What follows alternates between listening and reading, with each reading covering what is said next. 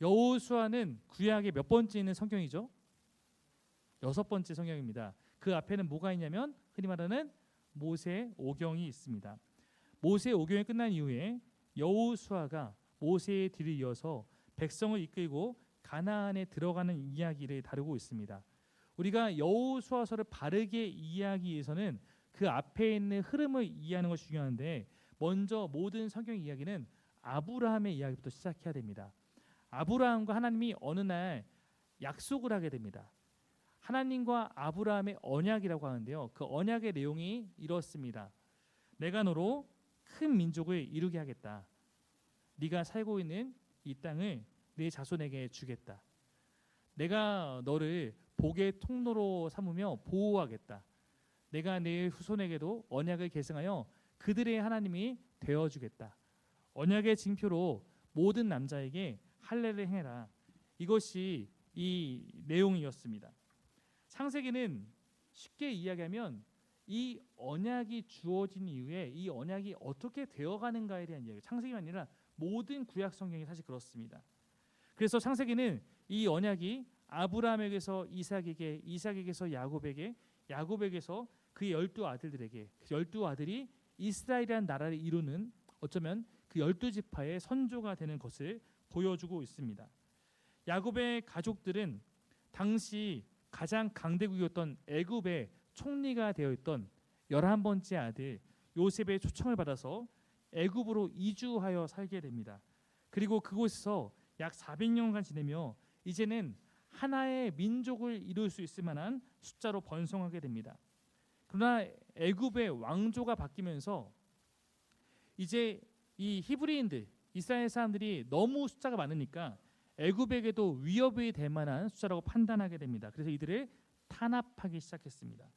이 상황에서 하나님은 모세라는 한 지도자를 일으키시고 준비해서 이스라엘 백성을 출애굽해서 그들과 하나님의 새로운 계획을 시작하려고 하십니다. 그래서 모세가 하나님을 대표해서, 이스라엘 대표해서 애굽의 왕이라고 하는 파라오와 담판을 짓습니다. 바로는 하나님의 뜻을 거부합니다. 그러나 결국 애굽에 임한 하나님의 능력, 하나님의 심판에 의해서 항복하고 맙니다. 그렇게 이스라엘 족속이 애굽을 빠져나오게 됩니다. 그리고 그들은 하나님의 산으로 가서 하나님과 이스라엘 전체가 아브라함에게 주셨던 그 언약을 계승하는 언약식을 갖게 됩니다. 즉 이 얘기 뭐냐면, 이제 아브라함부터 이었던 이 언약을, 이제 그 언약의 계승자가 우리 전체가 그 언약을 계승합니다라는 것을 하나님과 약속한 것이 이 시내산 언약입니다. 이제 언약의 주체가 이스라엘 백성이 된 것입니다. 여러분, 그래서 이제 비로소 이들이 하나님의 언약 백성이 된 거예요. 여러분, 국가와 국민 사이에서도 약속이 있는 거예요. 사실 어떤 약속이 있냐면 책임과 권리가 있습니다.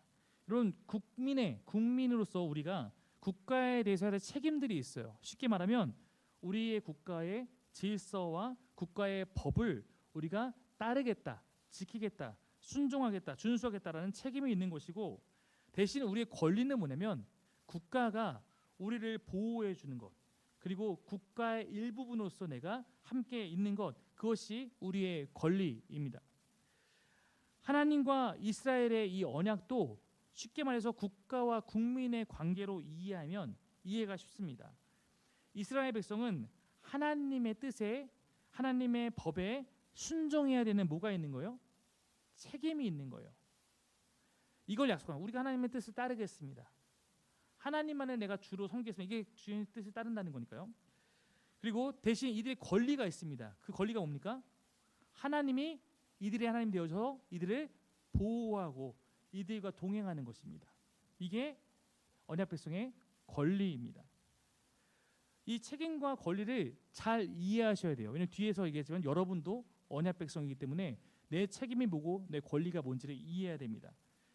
이 책임과 권리가 있기 때문에 책임을 감당하도록 하기 위해서 주신 것이 뭡니까? 율법인 거예요. 하나님의 뜻을 따르려면 뜻이 뭔지 알아야 되니까 율법을 통해서 하나님의 뜻이 무엇인지를 알려주신 겁니다. 그러면 우리가 누릴 수 있는 권리를 하나님께서 충족시켜 주기 위해서 주신 것이 무엇입니까? 성막인 거예요. 출애굽기는 언약식 이후에 딱 두 가지밖에 안 나옵니다. 율법과 성막밖에 안 나와요. 율법과 성막이 왜 나오는 거냐면 언약의 내용이 그것이기 때문입니다. 율법을 주셔서 하나님의 뜻을 알고 순종하며 살게끔 하신 거고, 성막을 지어서 우리의 권리, 즉 하나님이 동행하는 삶을 맛볼 수 있게 하신 것입니다. 성막은 하나님의 임재의 장소이죠.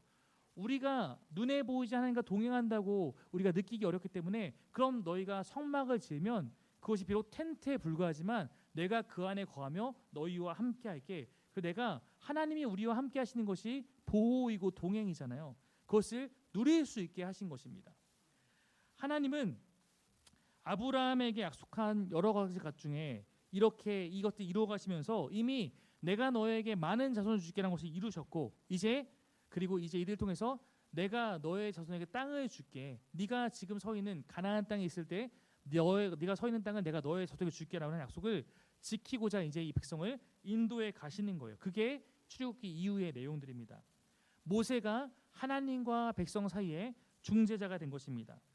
이후에 성경이 보여주는 민수기의 내용들은 뭐냐면, 그러나 이 언약의 약속에 성실하지 못해서 책임을 다하지 않아 실패한 이스라엘의 실패 이야기들입니다.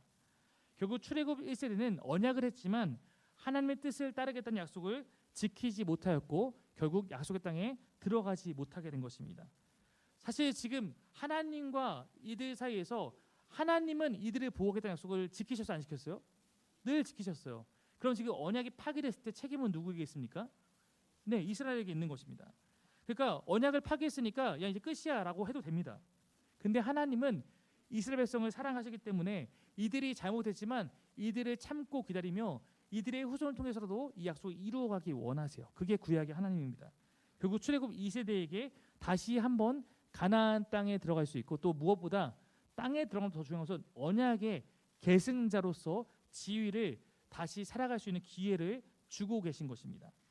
그래서 1세대의 지도자였던 모세가 마지막 그렇게 모여있는 2세대, 출애굽 2세대에게 율법을 가르치면서 우리 1세대가 실패했지만 우리를 거울 삼아서 너희는 실패하지 말고 하나님의 언약에 충실하게 뜻에 맞춰서 살아갈 것을 가르치고 죽습니다. 이 내용이 신명기예요.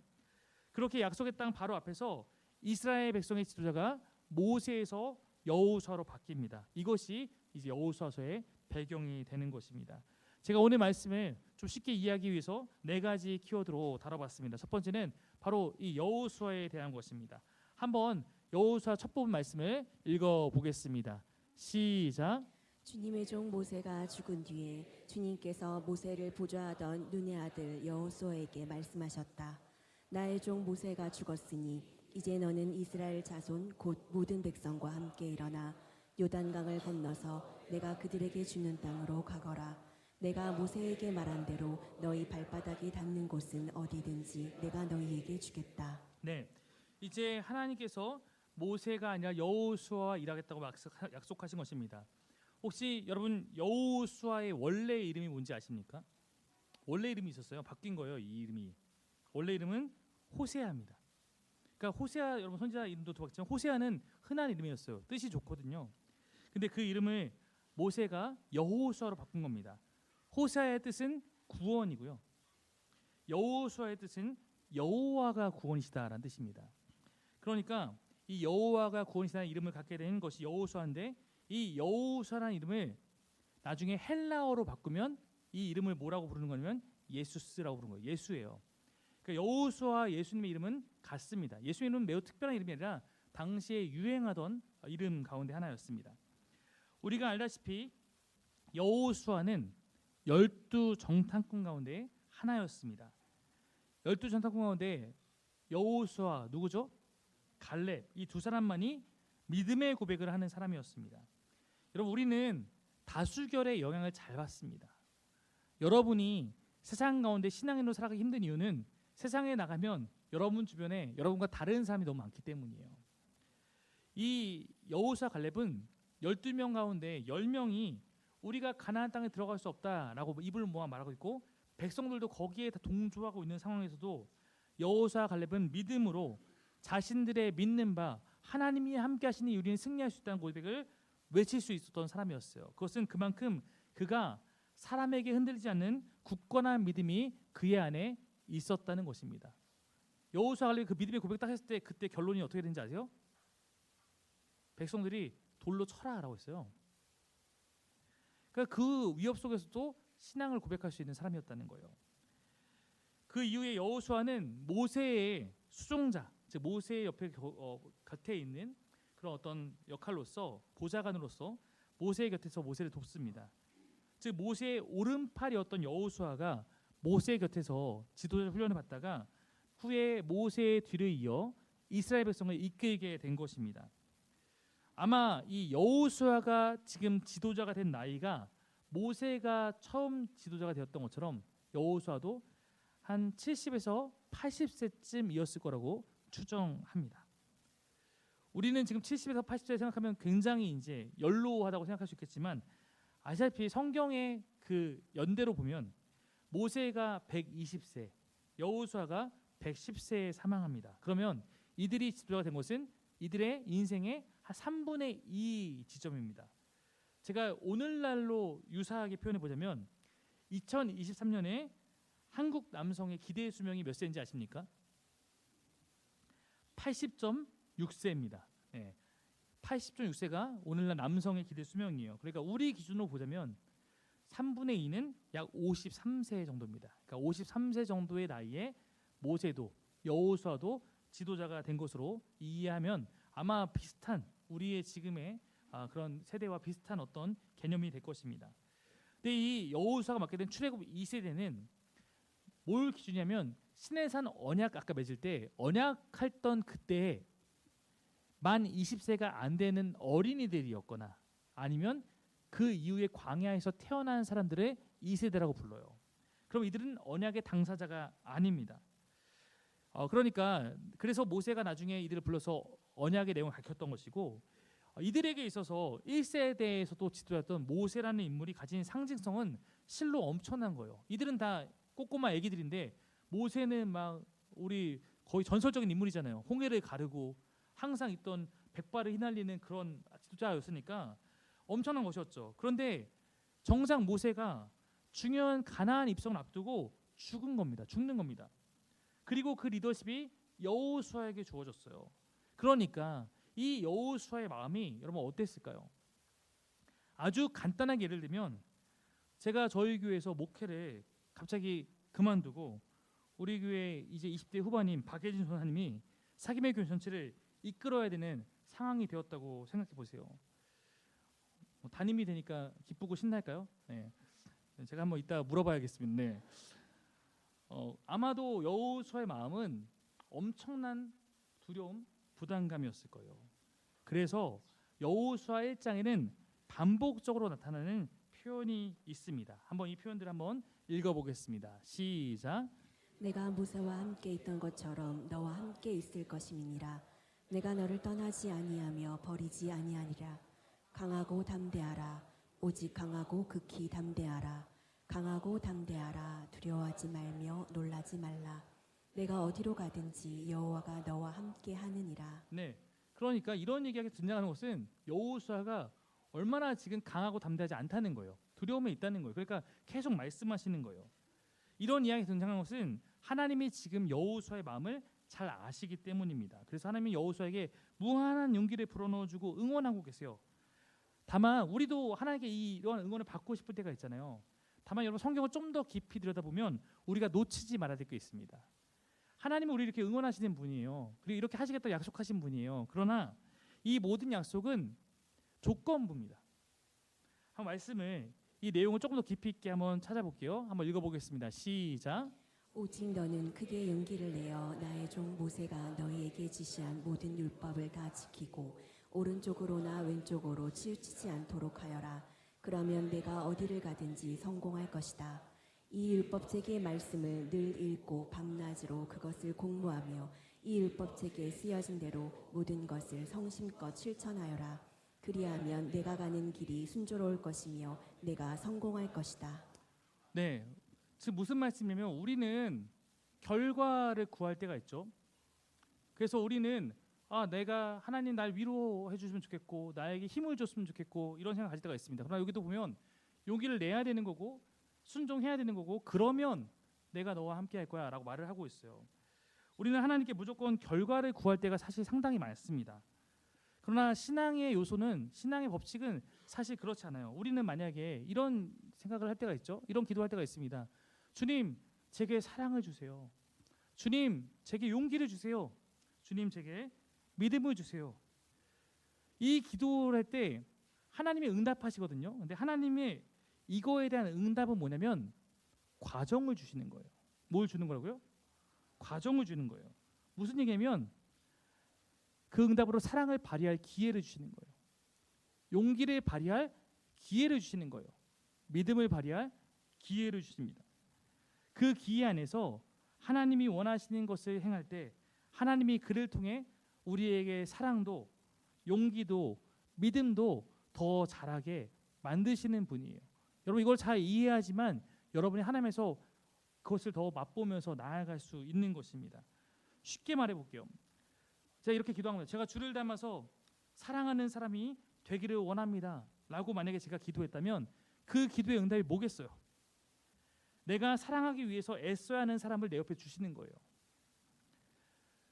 그런 사람을 나의 같은 팸, 같은 소속에 주셔서 그 사람과 부딪히며 나로 하여금 사랑을 배워가고 훈련해 나가도록 하시는 게 이 기도에 대한 응답인 거예요. 나는 아무것도 하지 않아도 난 사랑이 커지길 바라는 것은 그것은 좀 잘못된 생각입니다. 하나님은 그때 사랑할 수 있는 기회를 주시고 그 안에서 우리를 성령께서 가르치고 사랑해야 돼. 그리고 너 할 수 있어라고 응원해 줄 수 있겠지만 아무것도 하지 않은 자에게 옛다 사랑, 옛다 믿음 이렇게 주시는 분이 아닙니다. 용기와 믿음도 다 마찬가지예요. 용기를 발휘하고 믿음을 발휘하는 상황 속에서 우리 안에서 야, 이 시간 네가 이렇게 해야 돼. 이게 내가 원하는 거야. 그리고 너 할 수 있어. 내가 너와 함께 할 거야. 말씀해 주세요. 근데 우리가 해야 되는 거예요. 여러분 그 상황에서 순종하여 하나님 뜻대로 행하면 그만큼 성장하는 것입니다. 더욱 하나님 앞에서 강한 자로 하나님 앞에서 신실한 자로 나아가는 것입니다. 여호수아도 하나님께 그것을 가르치셨던 거고 여호수아에게 이 말씀은 매우 중요한 삶의 지표가 되어서 그가 이제 하나님 뜻에 순종하는 것을 통해서 점점 더 강하고 담대하고 하나님과 함께한 자로 나아가는 내용이 여호수아서에 나타나고 있는 것입니다.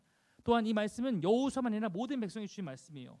여호수아가 백성들에게 하나님 뜻을 전하고 백성들도 우리도 하나님 따르겠고 우리도 모세를 따랐던 것처럼 당신과 함께 그 길을 가겠습니다. 서약하는 것이 여호수아서 첫 부분의 내용입니다. 이제 이들이 나아가야 될 곳은 두 번째 기도 살펴본 이 가나안이라는 곳입니다.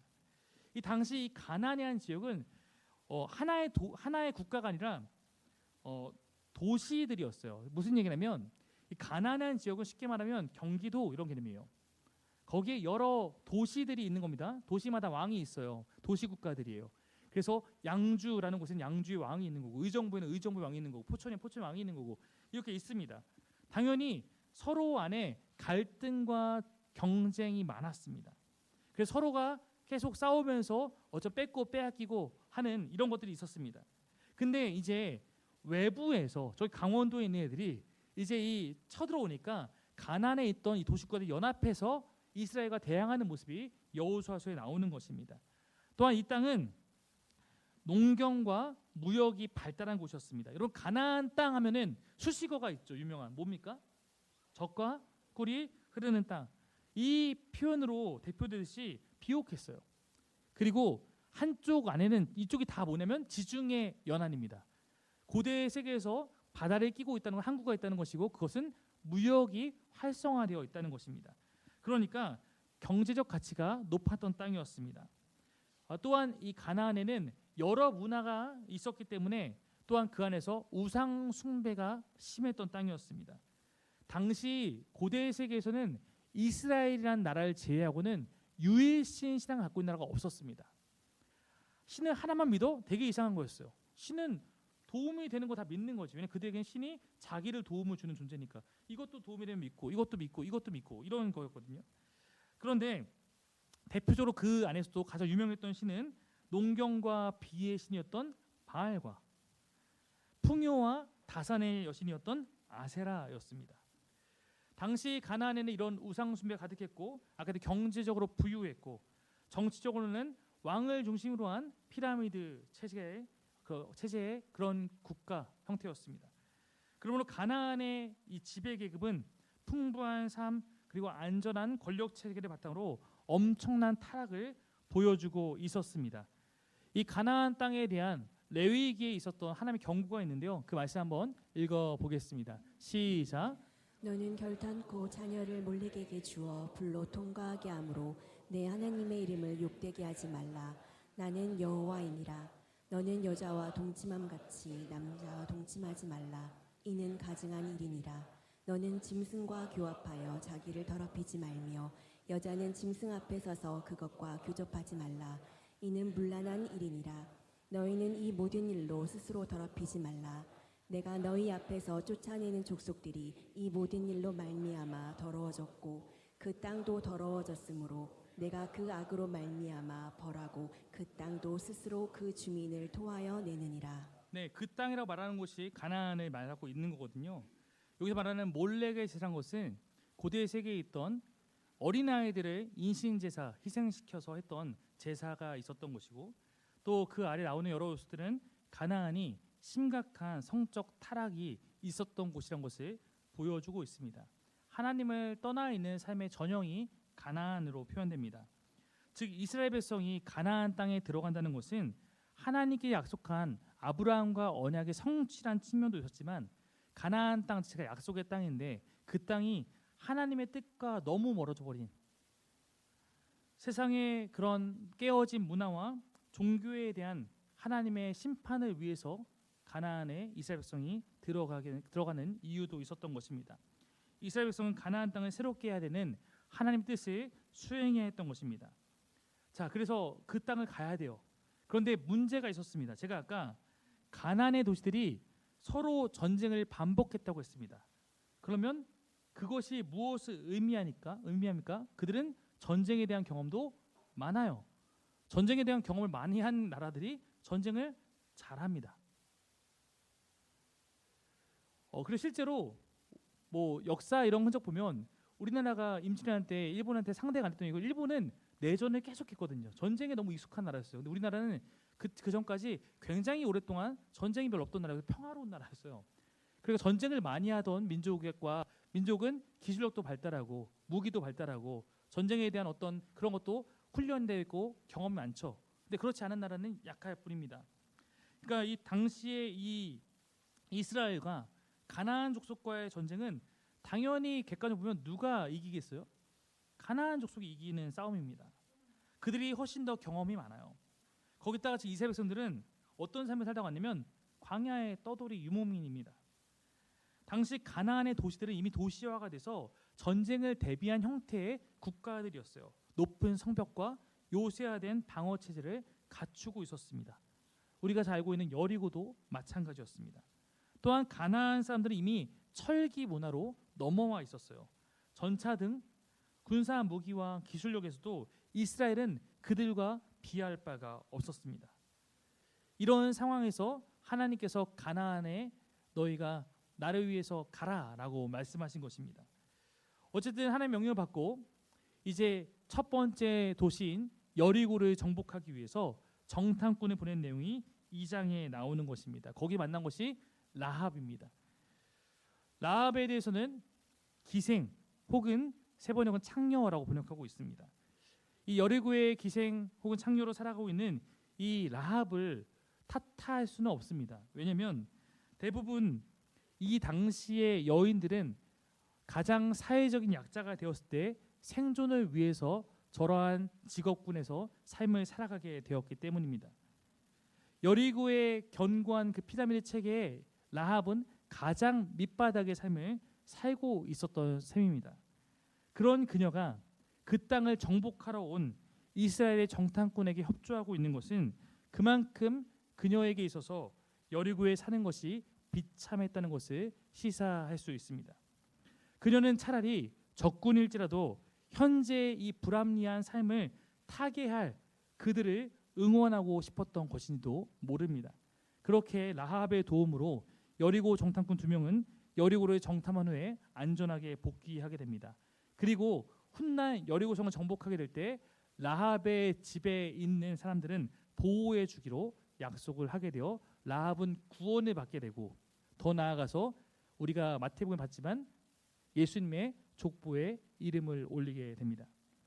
이제 본격적인 가나안 입성을 위해서 준비를 하는데, 그것을 위해서 이들이 반드시 넘어야 될 것이 뭐냐면 바로 요단강이었습니다. 쉽게 말하면 가나안 땅은 우리 한강으로 보면 한강 이남과 이북과 같은 개념이에요. 가나안 땅에 들어가기 위해서는 요단강을 건너야지만 이제 그 땅에 들어갈 수 있는 것입니다. 요단강을 건너는 순간부터 가나안 땅에 들어갔다고 말할 수 있는 것입니다. 근데 요단강을 어떻게 건너야 되는가? 하나님께서 여호수아에게 가르치셨습니다. 이 방법으로 건너야 된다. 말씀 읽어보겠습니다. 시작. 여호수아가 백성에게 말하였다. 당신들은 자신을 성결하게 하시오. 주님께서 내일 당신들 가운데서 놀라운 일을 이루실 것입니다. 여호수아가 제사장들에게 언약궤를 메고 백성보다 앞서 건너가라고 명령하자 그들은 언약궤를 메고 백성들 앞에서 나아갔다. 네, 여호수아라는 책 전반에서 가장 강조하고 있는 것은 뭐냐면 하나님에 대한 굳건한 신뢰에 대한 것입니다. 쉽게 말해서 여호수아서를 읽는 내내 하나님이 이렇게 물어보시는 것 같아요. 야, 너는 내가 하는 일을 어디까지 신뢰할 수 있니? 마치 이 답을 들고 우리가 서 있는 것 같은, 또한 이스라엘 백성이 서 있는 것 같은 그런 모습입니다. 요단강을 건너기 위해서 하나님이 하신 명령 방법은 언약궤입니다. 여러분, 아까 이제 성막이 있죠. 성막에 성소가 있습니다. 성소 안에는 이제 제사장이 들어갈 수 있죠. 그 성소 안에서 제사장도 못 들어가는 구역이 하나 있는데 그것을 지성소라고 부릅니다. 이 지성소는 하나님이 거하시는 곳이기 때문에 허락 없이 들어오면 안 되거든요. 이 지성소 안에 하나님의 임재의 상징인 언약궤가 있습니다. 성경에서 그것을 마치 하나님의 보좌라고 표현하기도 합니다. 그러니까 이 언약궤가 하나님의 임재를 가장 상징하고 있는 그런 물건인 것입니다. 그러니까 언약궤를 맨 제사장들이 요단강에 먼저 들어간 것은 하나님을 앞세워서 너희가 뒤따라 와라. 그럼 요단강을 건널 수 있을 것이다라고 말씀하신 거예요. 여러분, 만약에 제가 한강을 건너는데 우리 현우에게 십자가를 지고 네가 먼저 들어가라. 물론 저는 현우가 안 들어갈 거라고 믿습니다. 네. 들어간 척만 할 친구예요, 제가 봤을 때. 네, 근데 이런 얘기는 비상식적 여기겠죠. 맞습니다. 비상식적이에요. 하나님은 이 비상식적인 것을 이 이스라엘 백성에게 요구하셨습니다. 이유가 있어요. 원래 우리는 상식을 어긋난 것을 기적이라고 부르고, 저는 기적을 다른 말로 표현하면 하나님의 특별한 개입이라고 생각합니다. 하나님이 하나의 원래 성품은 상식적이세요. 상식은 잘못된 게 아니고 하나님은 원래 상식적인 분입니다. 상식 또한 하나님이 만드신 세상의 질서에 해당하기 때문입니다. 질서의 하나님이세요. 그런데 가끔은 어떠한 일을 위해서 하나님께서 비상식적인 것을 요구하시고 그에 맞게 개입하실 때가 있습니다. 우리가 그것을 기적이라고 부르죠. 아브라함에게 이삭을 바치라라는 것은 비상식적입니다. 원래 하나님은 자녀를 그렇게 희생하는 것을 좋아하지 않으세요. 아까도 봤듯이 몰레기계 제사장을 원치 않습니다. 그러나 그렇게 비상식적으로 요구한 것은 다 이유가 있는 거예요. 바로 그 요구에 순종했을 때 기적적으로 하나님께서 나타나셔서 막으시고 다른 재물을 예비하시고 이런 걸 경험하잖아요. 아브라함의 믿음을 보고자 하셨던 하나님의 특별한 요구였죠. 이번에도 마찬가지입니다. 우리가 항상 비상식적일 필요는 없어요. 뭐 예를 들어서 여러분이 아픈데 나는 병원도 안 갈 거야. 나는 하나님께서 고치고, 그러면 저는 글쎄요. 저는 빨리 좋은 병원 가라고 얘기할 것 같아요. 네. 왜냐하면 하나님은 일반적으로는 그렇게 일하시기 때문입니다. 근데 이번에도 특별한 어떤 사건이었어요. 가나안 땅을 정복하기 위해서 가장 필요한 훈련이 이들이 하나님을 믿고 따르는 훈련이었기 때문입니다. 사실 요단강에 언약궤를 맨 사람부터 들어가라는 것은 앞으로 이들이 순종해야 될 여호수아서의 내용을 봤을 때는 가장 쉬운 순종일 수도 있는 정도입니다. 이것조차 못하면 앞으로 일은 할 수가 없기 때문이에요.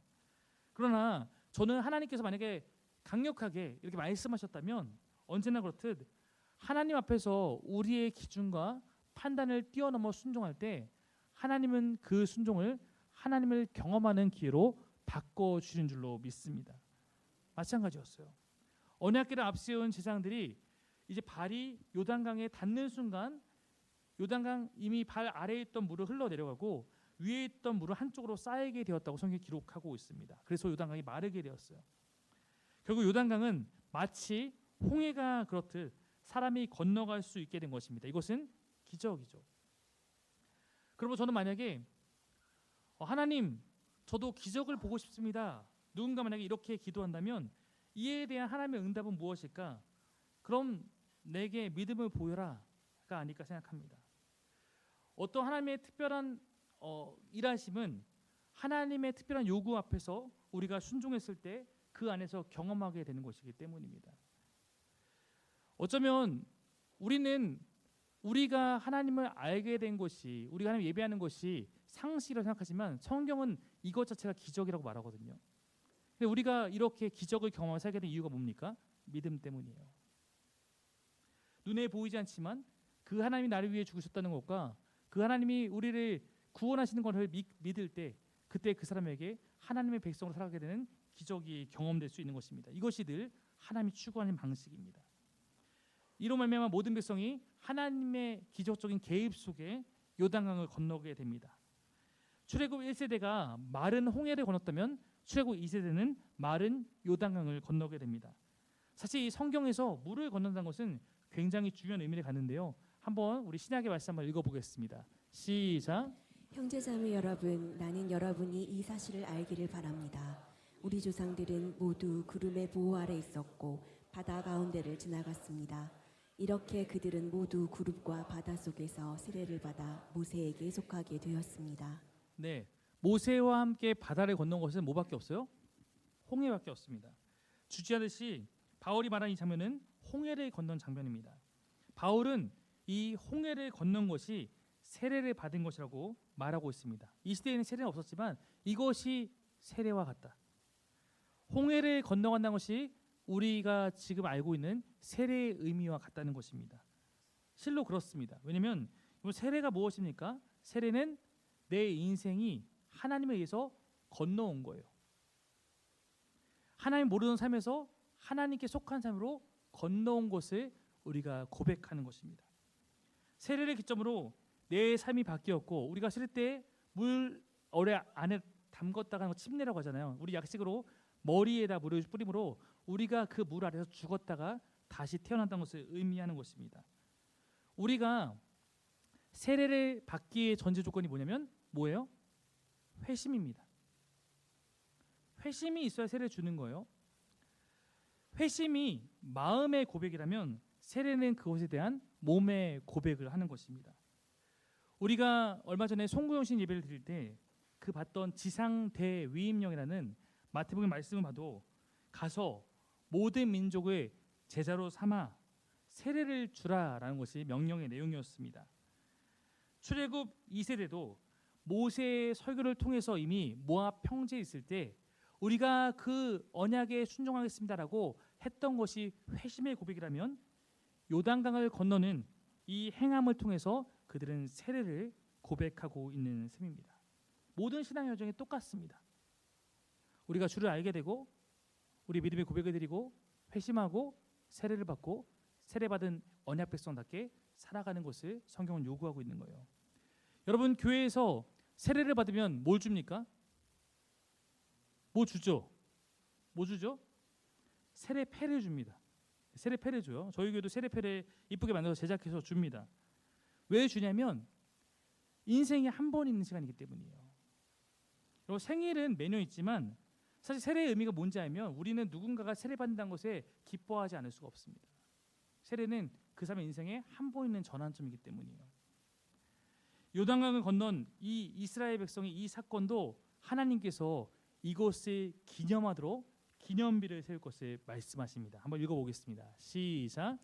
여호수아는 요단강에서 가져온 돌두개를 길갈에 세우고 이스라엘 자손에게 이렇게 말하였다.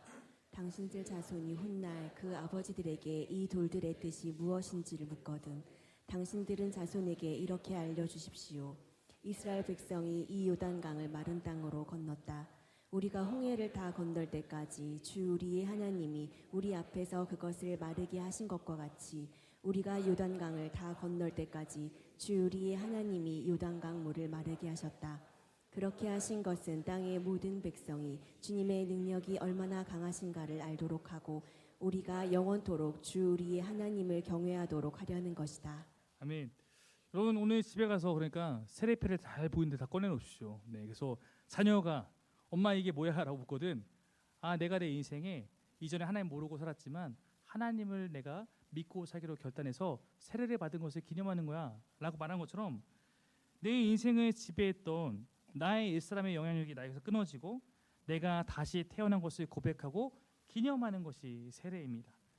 마찬가지로 이스라엘 백성에게는 요단강을 건넌 것이 그들 자손에게도 들려줄 그런 믿음의 고백이었던 거예요. 자녀가 묻거든 여기서 우리의 삶이 바뀐 것을 하나님께서 우리를 살리신 것을 우리를 도우신 것을 고백하게 하라는 것입니다.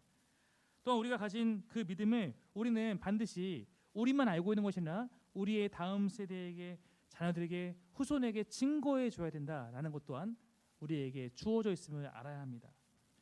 여러분은 자녀에게 무엇을 전해주겠습니까? 지금 이 깨어진 망가진 이 세상에서 추구하는 그 방식에 조금이라도 앞서서 나아갈 수 있도록 그것을 전해주겠습니까? 야, 무조건 일단 성공해야 돼. 야, 도움이 될 만한 친구 사귀어야 돼. 야, 돈 잘 버는 직장이 최고야. 이렇게 가르치겠습니까? 저는 그렇게 자녀를 쪼아대서 소위 이 세상이 원하는 엘리트로 사람이 만들어질 수 있다고 생각해요. 근데 그게 더 선한가라는 거에는 늘 질문이 있습니다. 소위 엘리트로 만든 그 부모들과 자식의 관계는 지금 어떻습니까? 부모는 자녀를 못 낳아요. 내가 너 이렇게 만들었으니까 네가 이제 나한테 보상해야지. 자녀들은 늘 어쩌면 그 안에서 망가지고 깨어진 내면을 갖고 살아갑니다. 그의 외적인 스펙이나 이런 것은 조금 더 나아진 부분이 있겠으나 그들의 내면 세계와 정신 세계는 어떻게 되었을까요? 소위 학군이 좋다는 지역에 가장 정신과 상담이 높다는 것은 결코 다른 수치가 아닐 것입니다. 물론 우리가 이곳에 있는 분들은 그런 마음이 아니라 내가 선한 마음으로 내 자녀 세대에게 좋은 신앙으로 인도하고 싶어도 우리 뜻대로 안 되는 것을 경험할 때가 많을 것입니다. 언제까지는 용돈으로 됐는데 이제 이것이 용돈으로도 안 되는 그런 날이 우리에게 다 다가옵니다. 그래서 저는 자녀의 신앙이 꼭 부모의 책임이라고 말하고 싶지는 않아요. 가룟 유다의 실패가 예수님의 책임인가요? 그렇지는 않을 거예요. 우리가 애써 하지만 우리의 힘으로 안 되는 것들도 있습니다. 나의 믿지 않는 남편, 믿지 않는 아내, 믿지 않는 자녀 어쩌면 다 마찬가지입니다. 저는 그래서 혹시 우리 교회 안에서 혼자 신앙생활 하는 분들이 혼자 신앙생활 한다고 절대로 기죽지 마십시오. 어쩌면 전 그 안에서 내 신앙을 지키며 항상 그것을 위해 노력하고 있는 것이 더 대단한 것일 수도 있다고 생각합니다. 그러나 우리가 해야 될 것 무엇이냐면 하나님 마음 가운데 어떻게 나에게 주신 소중한 사람들에게 내가 하나님을 증거할 수 있을까를 늘 고민하고 애쓰는 겁니다. 그 방법이 뭐냐고 저희 묻는다면 사실은 한 가지밖에 안 떠올라요.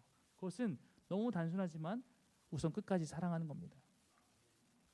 내가 자녀에게 내 사랑하는 사람에게 복음을 전하기 위해서는 우선 내가 해야 할 것은 정말 이 사람이 날 사랑하는구나, 정말 우리 부모가 날 사랑하는구나 라는 것을 경험하게 해줘야 돼요. 내 마음대로 안 되는 자녀도 남편도 아내도 형제도 주님의 마음으로 사랑해 주십시오.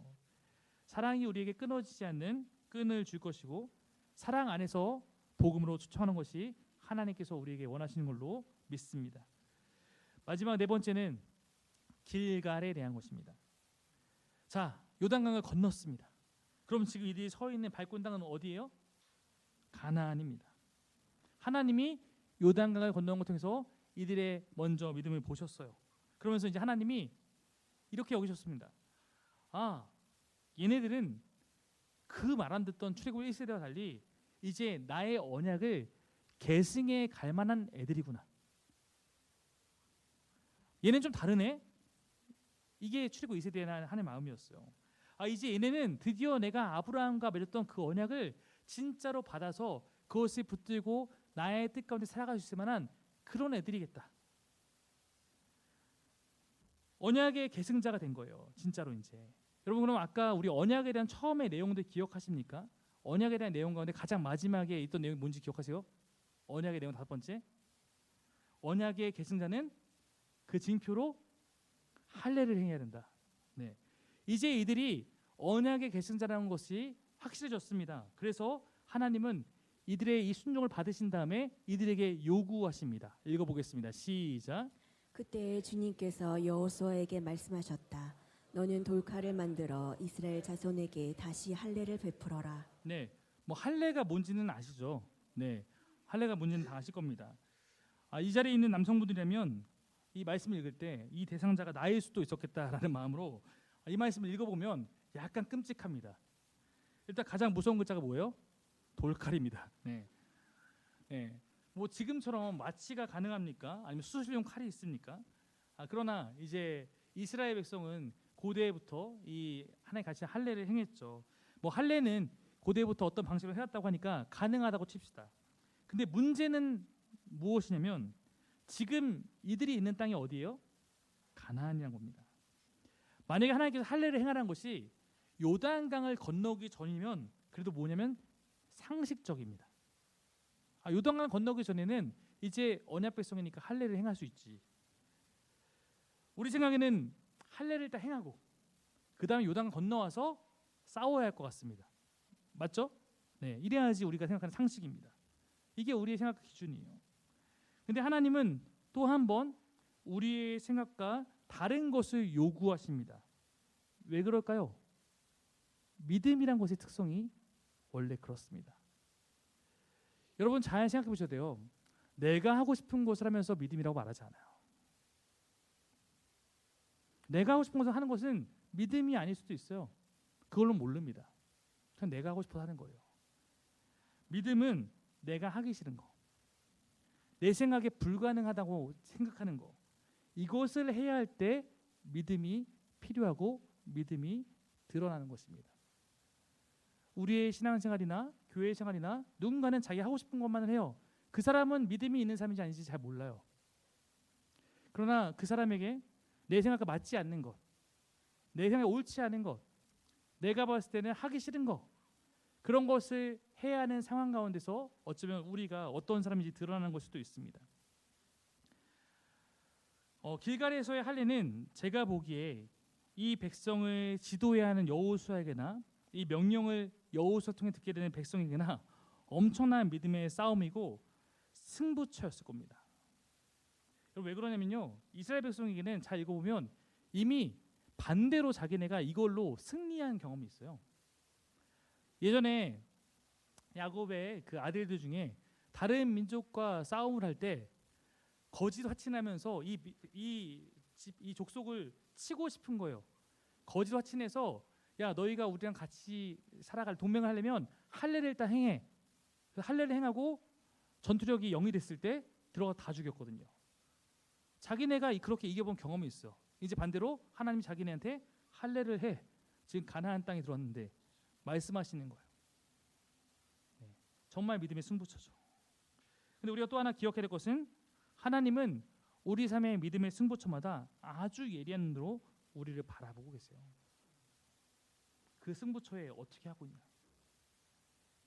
아마도 하나님은 이날 길갈을 주목하고 계셨을 겁니다.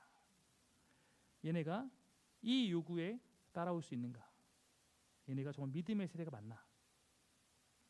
1세대와 다른 그 세대가 맞나?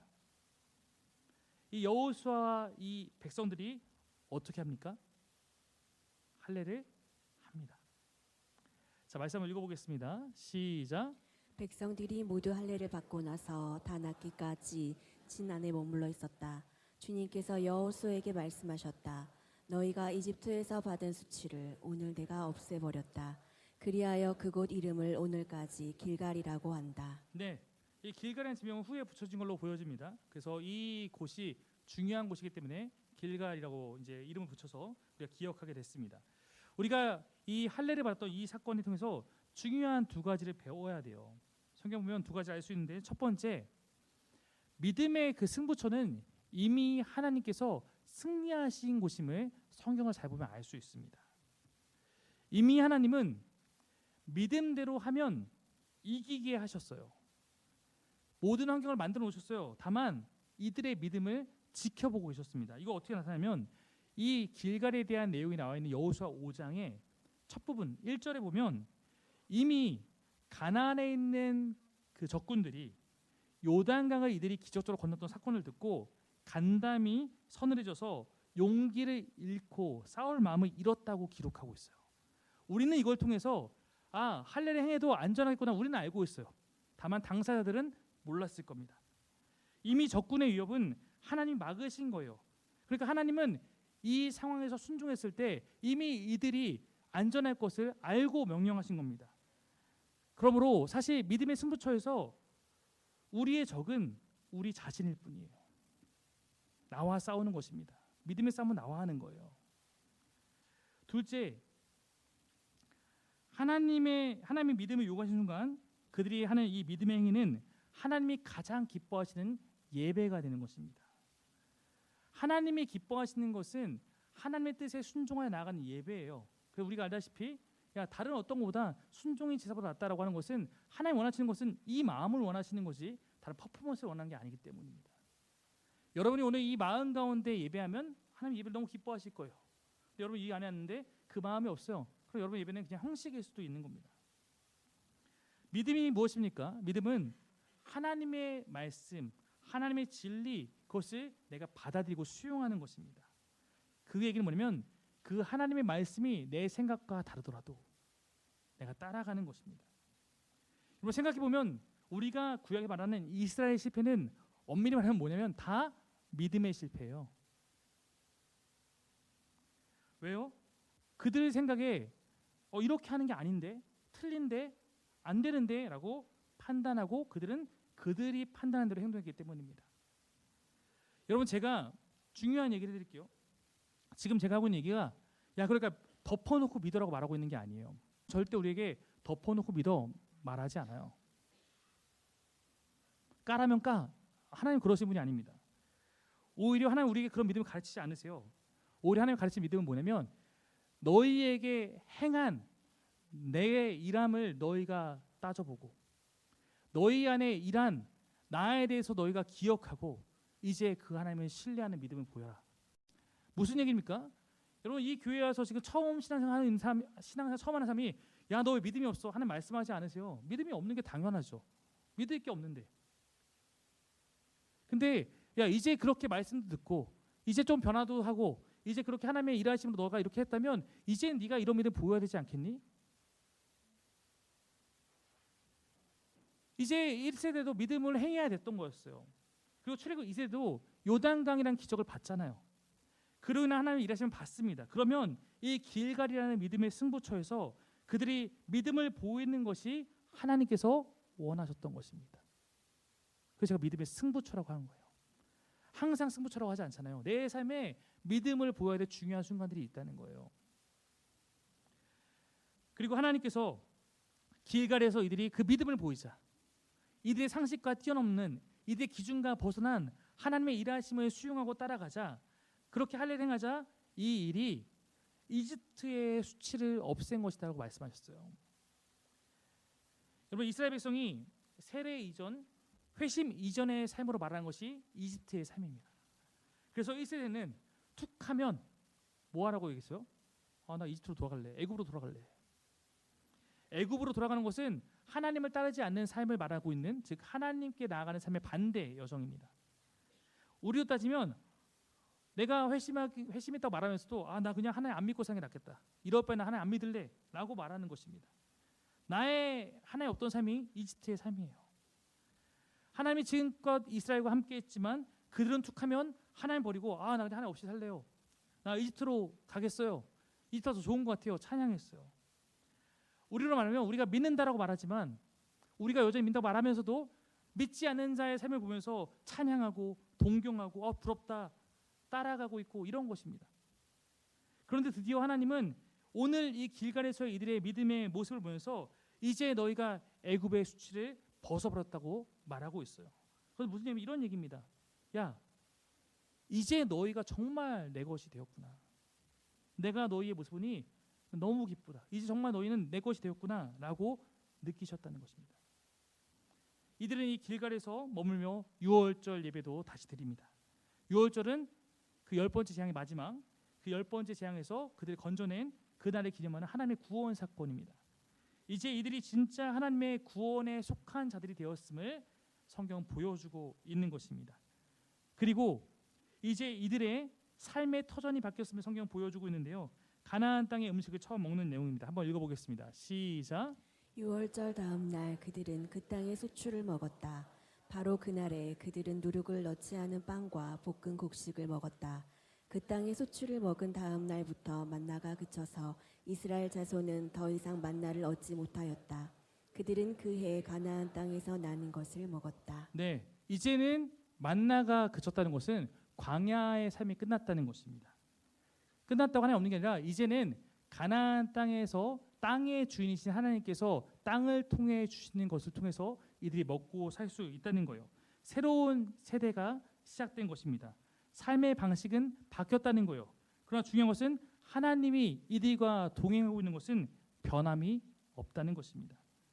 하나님은 언약에 신실하시며 믿음으로 살아가는 자와 언제나 함께하기로 약속하신 분이기 때문입니다. 오늘 이 설교를 마무리하고자 합니다. 사랑하는 성도 여러분, 오늘 우리가 여호수아를 봤지만 저는 성경 전체에서 저는 이 언약이 어떻게 계승되어 왔는지 알고 있습니다. 아브라함에게서 시작된 이 약속은 이스라엘이라는 모든 시대를 거쳐서 이제는 신약의 모든 그리스도인들에게 계승되었습니다. 언약은 끝난 것이 아닙니다. 언약은 여전히 살아 있습니다. 특별히 오늘 저는 공교롭게 성찬을 하는 날 이 설교를 전하고 있는데 우리가 이 성찬하는 것이 의미가 무엇입니까? 성찬이 바로 그 언약을 기념하는 그런 예식입니다. 말씀을 읽어보면 신약이 이렇습니다. 읽겠습니다. 시작.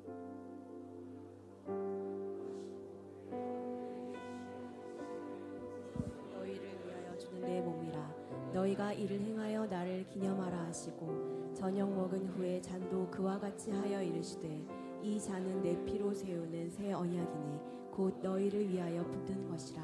네, 언약은 끝난 것이 아니라 하나님은 어느 시대마다 하나님의 언약의 계승자를 찾고 있고 출애굽 2세대는 그 일에 성공했고 어쩌면 오늘 우리의 이 예배 가운데 이 말씀을 통해서 우리에게 묻고 있는 것일 수도 있습니다. 만약에 우리 또한 하나님을 믿고 회심하여서 세례를 받고 언약의 계승자가 되었다면 우리의 삶의 방식도 오늘 성경이 가르치는 언약 백성의 삶의 방식과 같을 것입니다. 우리에게도 책임이 있고 우리에게도 권리가 있습니다. 오늘 우리의 책임은 무엇입니까? 동일합니다.